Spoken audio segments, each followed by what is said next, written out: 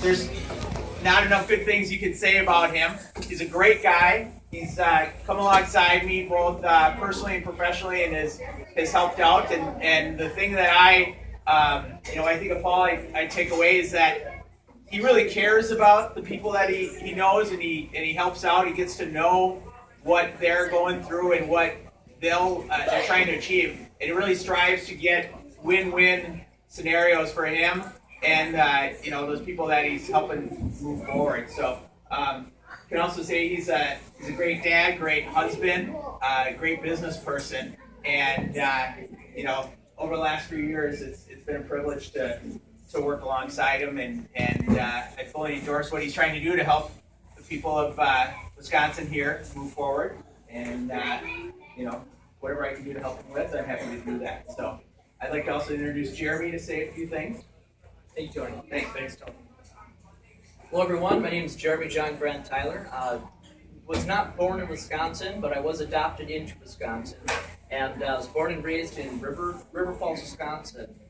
Paul knows me from A long time ago when I was in diapers. So there was the history here goes back a long ways, but it's interesting how the universe can bring people back together again.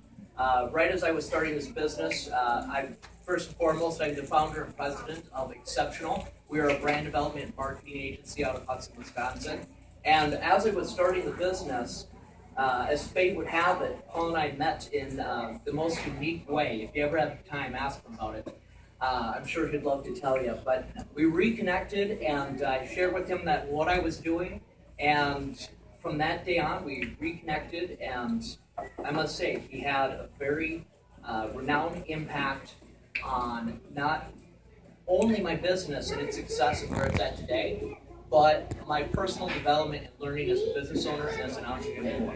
Because as many of you know, Paul is an entrepreneur, a leader, but naturally a father and a friend. So, yes, Paul, support what you're doing. Look forward to seeing you grow into this. And I will pass this off to Jeremy. Thank you, Jeremy. You probably can see a trend here. I'm following a couple of the kids. I'm here to represent the senior citizen demographic, so we're going to try and cover all the bases here today. I'm just really pleased to be here and say a couple things about Paul. My name is Daryl Stanford, as Jeremy indicated. I was not fortunate enough to be born in Wisconsin, but 27 years ago I was smart enough to move to Wisconsin. During that period of time, it's been a privilege of mine to be involved in local government, and I was fortunate enough to serve 20 years on the St. Croix County Board, so I think I know a little bit about what it takes to make a commitment, to be able to stand in front of people and say, you want to talk to me about an issue? Let's talk about it. And Paul is going to make that commitment to all of you. There have been a lot of changes that have occurred in western Wisconsin over the last couple of decades. But during that entire period of time, there's been one rock solid fact that has not changed at all. And that is the fact that the 30th Assembly District has been in Republican hands that entire period of time. So all of the time that I've lived in Wisconsin, I've been represented in the state assembly by a Republican. So that gives me a lot of confidence in the future. A lot of you know that Sheila Harsdorf is our state senator. What you might not know, some of you that are a little fresher faced than I am, is that Sheila was elected in 1988 to the Wisconsin Assembly. She served in the Assembly with distinction until she was succeeded in 1998 by Kitty Rhodes. And Kitty served with distinction until Dean Knudsen was elected in 2010. So when you look at that tradition of strong, effective, conservative Republican leadership, that's a foundation that Paul is now going to be able to build upon. You look at those three people that went before, that built that foundation. Sheila's now in the state senate, elected to the state senate in 2000, and I might say, sort of, as an aside, I'm pleased to have been and still am her campaign treasurer for a number of years. Kitty Rhodes went on to serve and serves today in Governor Walker's cabinet. And Dean Knudsen exemplifies what I think this country was built upon, and that is a citizen legislator.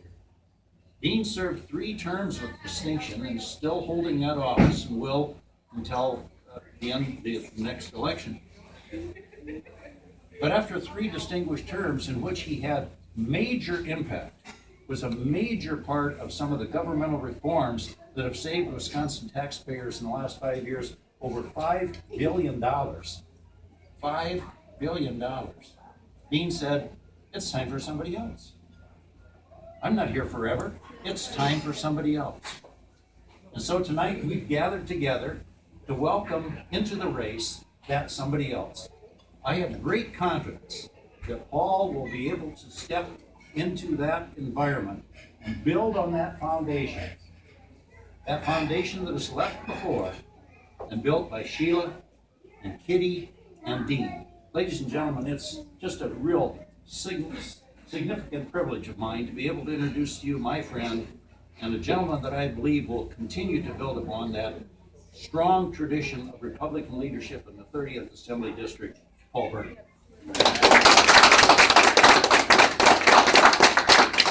I want to start by, of course, giving honor where honor's due, and there's this lovely lady standing over here, and that's my wife, Brianne, and without her support, first and foremost, and my children's support, my small village is spread out all around this restaurant somewhere. Without their support, I certainly can't take the plunge and the risk of running and putting myself out there to have the opportunity to serve you fine folks in this district. Just a little bit on me. I have had the privilege of being born and raised here in western Wisconsin, St. Croix County specifically, and I'm kind of spoiled in that regard because I don't really know. Daryl alludes to being born elsewhere and moving here and knowing what it's like to live in another place. This is a wonderful, wonderful place that we live. So my wife and I, we reside in Hudson, Wisconsin. 3 children in the school district there, wonderful schools, active participant in Rotary, the Rotary Club there. I'm a member and work in that club to better the community. I want to talk about the reasons why I've chosen to run and what I can bring to this race and what I can bring to western Wisconsin. First and foremost, I want to talk about one of my goals, which is job creation in the economy. That's very important to have jobs for the citizens that live in our district. Part of that is the new economy that's come into play recently in the last decade and a half, and we see constantly new tech companies being born out in California in the Silicon Valley, just because that's kind of where you do that.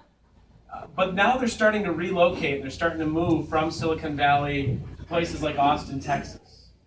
Well, part of what I want to do here in western Wisconsin is I want to create an environment that is welcome to those companies that want to transplant from Silicon Valley.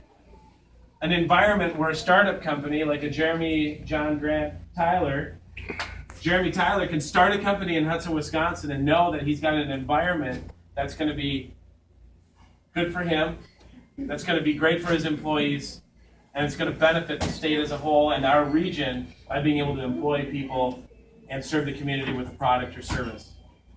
These companies that are constantly transplanting out of Silicon Valley are going to places like Austin, and I want to bring those to our region in western Wisconsin. We've got a ripe environment with the education system that's in place, with the university in River Falls, and several tech colleges in the area that we can use to train the new workforce. So with that, I kind of want to transition into another priority of mine. Having 4 small children that are 9, 8, 6, and 3, I've got children that are currently going through the education system. Dean Knudsen and Sheila Harsdorf laid a very difficult foundation. They righted the fiscal ship. They were able to bring balance back to our school system and our education systems so that the taxpayers of Wisconsin were not going to be burdened with drawn out big long pension plans and other services that were starting to kind of buckle the taxpayer.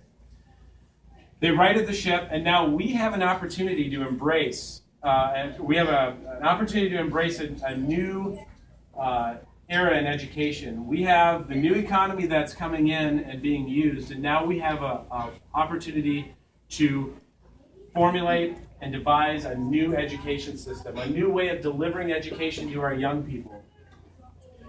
And lastly, I want to talk about a priority of mine, which is protecting the taxpayer. That will be my foremost goal as your representative in the 30th District, is to make sure that your tax dollars are being spent wisely. And I don't need to tell you guys this, that you know what to do with your money better than I do. And I want to end with saying this. Paying a lot of money for a product doesn't necessarily mean you're going to get the highest quality. But if the medium is right and delivered properly, and the right people surround it, a high-quality product can be delivered with an efficient cost. And that's what I plan on doing for you in the 30th Assembly seat. So thank you for coming out. If